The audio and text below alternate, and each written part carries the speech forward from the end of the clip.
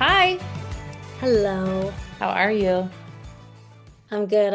I think this is a good episode for us to talk about. I do too, and especially on the day that we're filming this episode, it feels very appropriate.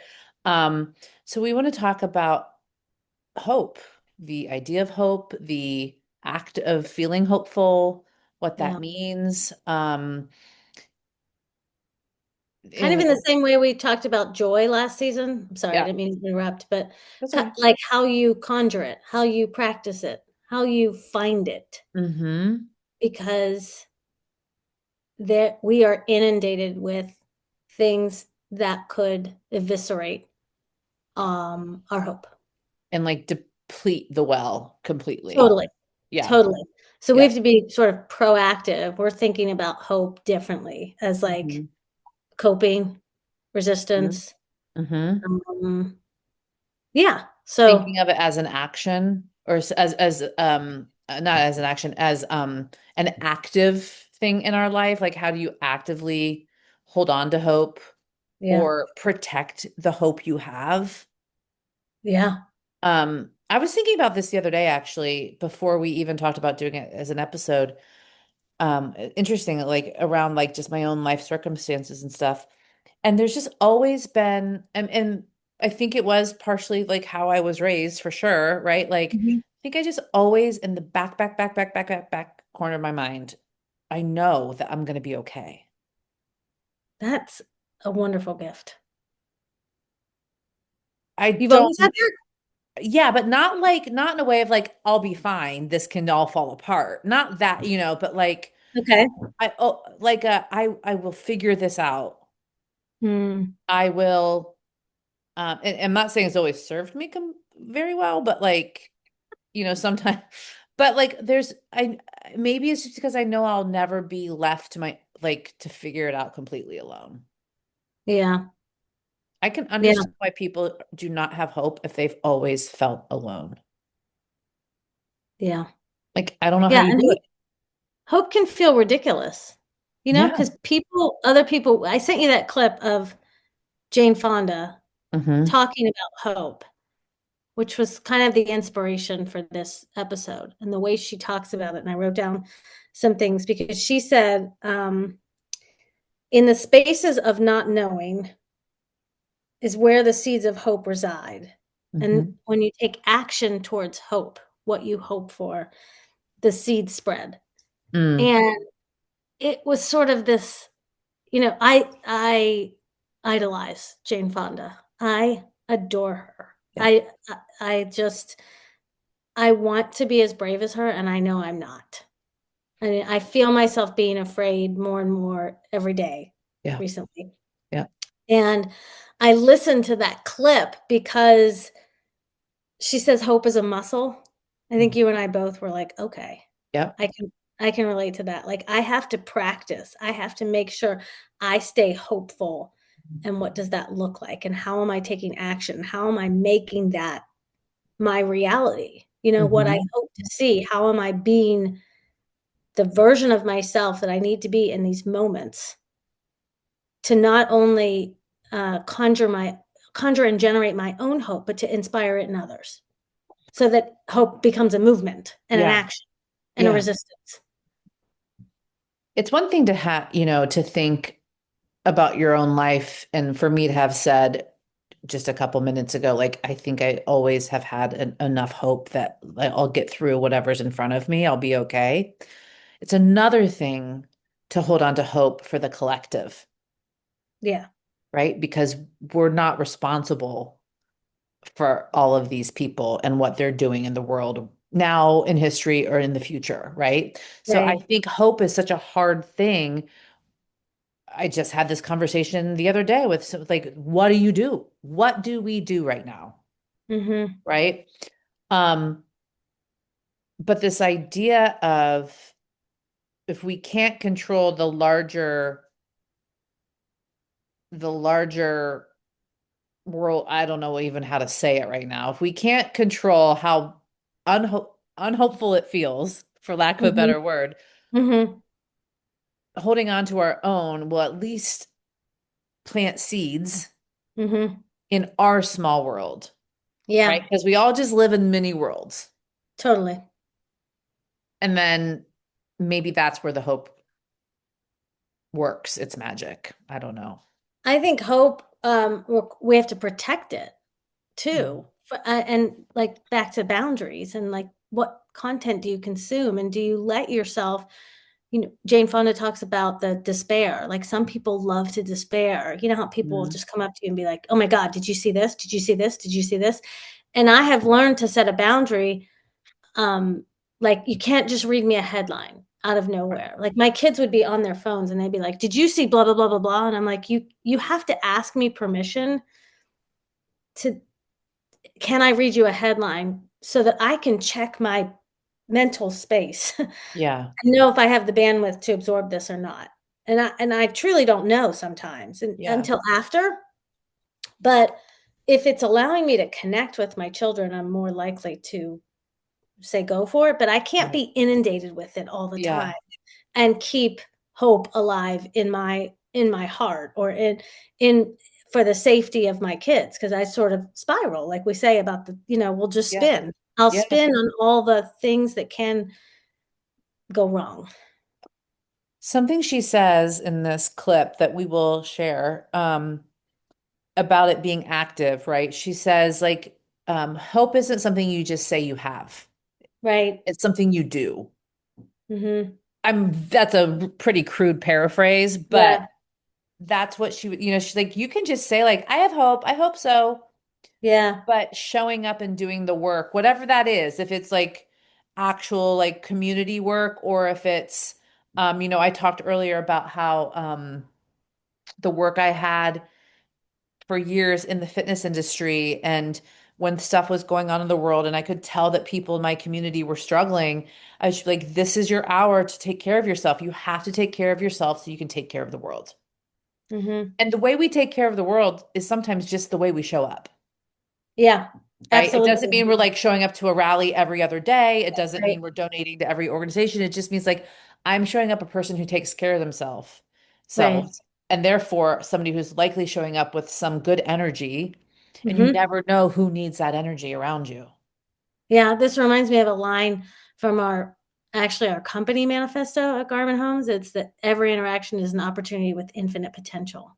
Mm, Every interaction, which means that, for the business, it's like every single person who comes in contact with anyone from our business, that is an opportunity to set a tone, to transfer energy to the good, yeah. for towards hope, towards collective belief, towards community, towards the things that fulfill us and keep us safe and Hmm. um, yeah, I think so. I think it can be reduced down into like just every interaction you have. How are you, what we talked about in the piss me off and pivot, we make up Hmm. these stories that give the other person the benefit of the doubt Yeah. and trying to understand more, judge less so that we can both get where we want to go. I think that hope in practice is genuinely saying, hi, how are you to your cashier at Trader Joe's?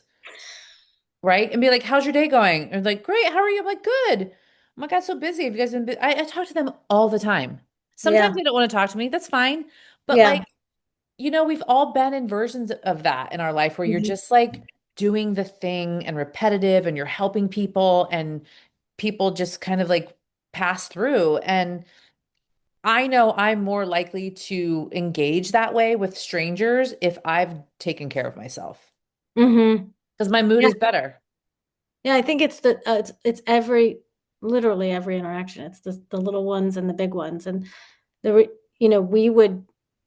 we would say yes to projects that did not make any financial sense at Garmin because they were part of our mantra of giving back, Hmm. and giving back gives me hope that as an action that I know I'm not gonna cure housing affordability with one project, but if my project gets seen by someone else who wants to try something else or who can Yeah. iterate on it or who can find more hope for a situation that feels hopeless. I mean, Mhm. housing affordability feels devastating Yeah. to many people. Like, I don't know how my children are going to buy houses, and I'm a builder. Right. So Right. that feels wild. And I live in a pretty affordable, attainable. I live in an attainable place in the Hmm. country. Um, it's not because I think I'm going to solve it. It's because the action gives me hope that someone else will also take action. Right. And whether it's about housing affordability or something else, right? Ex Yes, that's just the Yeah. example I'm using, Yeah, but for sure. yes. But like they might see your thing that you're doing for Garmin and go like, "Oh, that gives me an idea for what I do." And it's not home building, but like I'm gonna, Right, you know, right. um, Like the marathon. You and I are both, trying to yeah. train for and enter the New York City Marathon. We will be running for different causes. Hmm. I'm running for Jimmy V, hopefully, Yep. um, if I can get a bid because I want to raise money for cancer awareness. And like, that is hope. That is hope in action.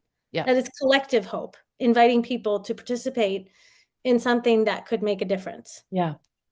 and could help me reach a personal milestone that maybe other people want to also reach. Right. I feel like oh, wait, you said something oh, about hope in action. I remember saying to my brother during the pandemic, I was in California and I just walked all like every day for hours and hours and hours. And I remember saying to him on the phone, and this was, 6 years ago now, Yeah. 4 years into what I will just say was already a challenging state of affairs. And I remember saying to my brother, if we just required as a country that everyone goes for a half an hour walk every day. If you don't go for a half hour walk, you don't get things. Like Something it's you so need. insane, right? But Yeah. my point was is that everybody was looking up, everybody was saying hi. Yeah. Everybody, I mean, we were forced to because it was a pandemic and we all needed to be Right. outside because we were losing our mind. But it was like a silver. I remember I used to post a lot about the silver lining of the day. And it was that, like we were forced to engage because we craved it so much. But Yeah. I just I still believe that. I still believe that live in a society where if we were required to be active in order to get our tax benefits, we would fix the world. I think it's in that I think we were having a shared experience Yeah, that, to different degrees, right? Because right. we weren't all in the same boat. We had Right. different boats. Some Right. people had yachts, Yeah. some people had rafts. Yeah. And I think that we forget that every day we're having a shared experience. Right. And there is this opportunity to connect. It always goes back to connection for me, but You connection is literally hope. just took the words out of my mouth. I was gonna say, really, what we're talking about when we talk about hope is like hope is in connection. And if Yeah. we are so disconnected, which we are very disconnected in this world, if we're so Hmm. disconnected, it makes hope harder. Hmm. It does, but I get the periods of needing disconnection to reconnect with yourself. There's Yeah. that delicate balance of like I'm completely overstimulated or depleted Yeah.